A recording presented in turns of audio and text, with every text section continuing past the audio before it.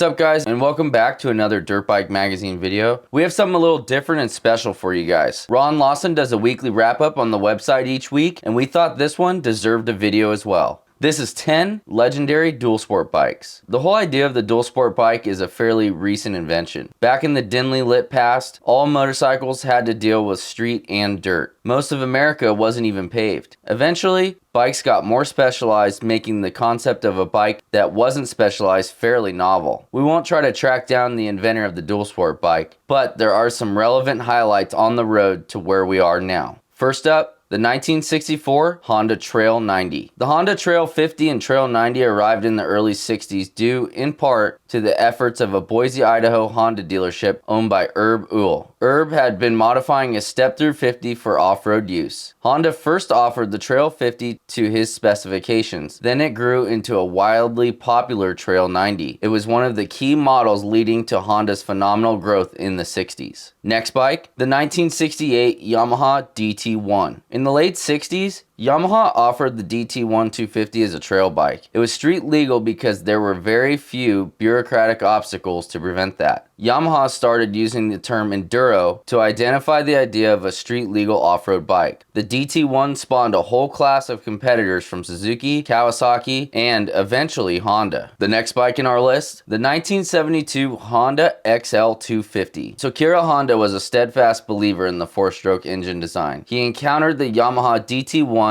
with the four-stroke XL250 in 1972. At the time, there was even a prototype motocross four-stroke that Gary Jones tested. Honda made the MT250 dual-purpose two-stroke bike briefly, then returned to four strokes. Next up, the 1980 BMW R80 GS. BMW dominated the early runnings of the Paris-Dakar Rally with massive two-cylinder works bikes. That inspired the R80 GS production bike in the early 80s. The bike is widely credited as being the first adventure bike, although that discussion is far from being settled. Another one on the list, the 1991 Suzuki DR350. Suzuki suddenly woke up and realized that they were missing out on the whole dual sport thing. In 1991, the DR350 and DR250 were released as dirt bikes. They were accompanied by street legal versions that, miracle of miracles, had electric start. They remained in production until the DRZ400 arrived. Another Honda on the list, the 1991 Honda XR250L. Honda rediscovered the XL250R,